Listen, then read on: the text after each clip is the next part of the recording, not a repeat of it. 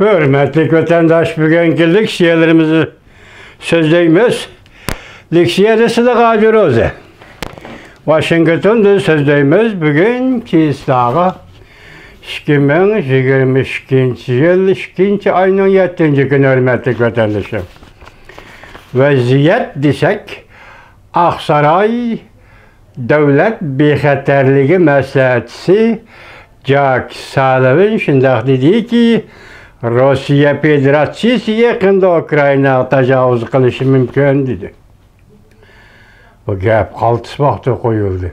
Masalan, paytga qarab turing, Rusya Federasyası'nın prezidenti Vladimir Putin 4. günü Beijing'de idi. Bari yo'q 9 saat to'xtadi, qaytib ketdi Moskvaga. Ondan killa hazır Aksaray'ın Devlet Bexaterligi Maslahatçısı Jack Sullivan şundaq ko'rsatdi ki yaqinda Rusya Federasyası Ukraynaga hücum qilishi mumkin. Vaziyatning salmog'i mana mushaydi vatandaş. Bugun shunga munosabatlik birinchi leksiya mavzumunda hurmatli vatandoshlar. Aksaray Devlet Bexaterligi Maslahatçısı Jack Sullivan. Agar Rusya Ukraynaga tajovuz qiladigan bo'lsa, Cumhur Kompartiyasi bedel to'laydi deb ko'rsatdi. Mavzuda xabar 2. ayning 6. günü Büyük İrat orbitida e'lon qildi. Bu xabar endi Amerika ovozining Xitoy til programmasida mundaq bir mavzu ostida e'lon qilindi. İki o'rindagi mavzuni solishtirmasi juma vatandaş. Büyük İratga Xitoyning orbiti maxsus hamda Amerika ovozi Xitoy til programmasi, biroq Amerikaning radiosi. Amerika Devlet Bexaterligi Maslahatçısı Jack Sullivan mundaq ko'rsatdi. Agar Rossiyaning Ukraynaga tajovuz qilishini qo'llaydigan bo'lsa, Cumhur eg'ar bedel to'laydi.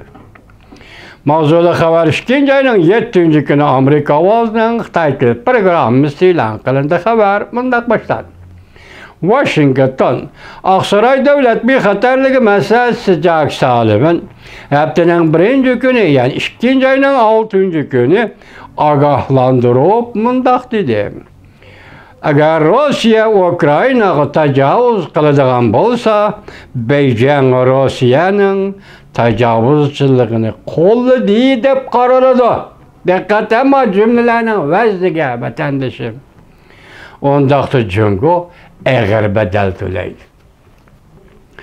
Devlet Bexaterligi Maslahatçısı Jack Sullivan ABC televiziyasi muxbirining ziyoratini qabul qilganda mundaq ko'rsatdi. Amerika allaqachon Moskvaga ogohlantirish berib, agar Rossiya armiyasi chegaradini o'tib Ukraynaga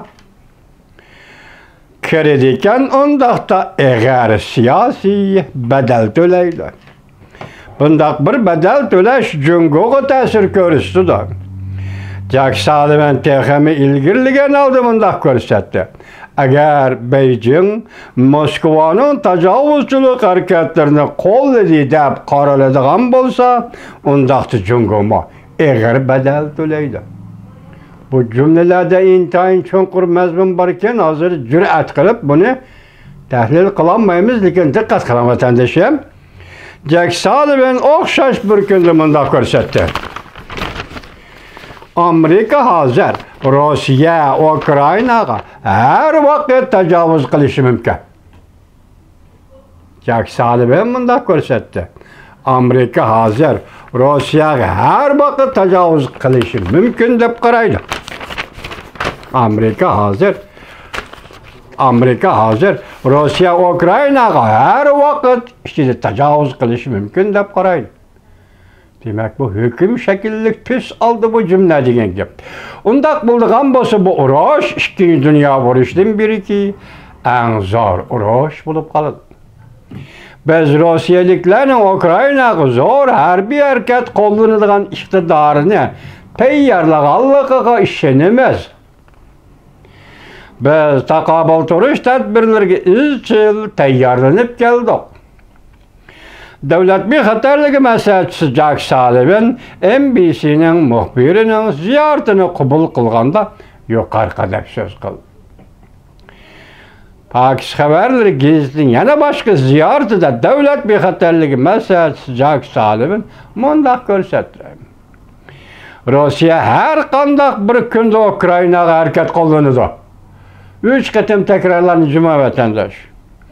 Belki bir neçe hafta içinde harakat qo'llanadi. Rossiya Ukrainaga belki bir neçe hafta içinde harakat qo'llanadi. Amerika istihbarat xodimlari baholab Moskvaning 70% zarba berish kuchi hujum qilishga tayyorlanib bo'ldi. Jak Sullivan davlat bexatarligi maslahatchisi Jak Sullivan bunda ko'rsatdi. Rossiyaning tajovuzchiligi Ukrainaga nihoyat zo'r o'lim, yetim va moddiy chiqim olib keldi.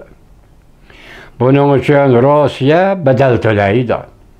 Amerika Rossiyaga tez, balki intayin qattiq iqtisodiy embargo yurgizishga tayyorlanib qo'ydi.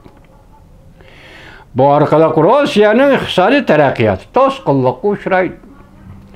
Rossiya buningdan keyin qanday harakat qo'llanishdan qat'iy nazar Amerika butunlay tayyorlik qilib bo'ldi deb ko'rsatdi Oqsaroy davlat bexatarligi maslahatchisi Jak Sullivan. Demak, bu so'zlardan qaraysizki, vatandosh urush Ukrainaga yaqinlab keldi. Jak Sullivan bunda ko'rsatdi. Amerika Rossiya Federatsiyasining prezidenti Vladimir Putin eg'izga olgandek Amerika va 29 davlat a'zoligidagi NATO bilan harakat bexatarligini ansirash bo'yicha suhbat o'tkazishni xohlaydi. Bu ikkinchi xil mavzu, nima ikkinchi xil mazmun, ikkinchi xil shakllik mazmun desangiz bu.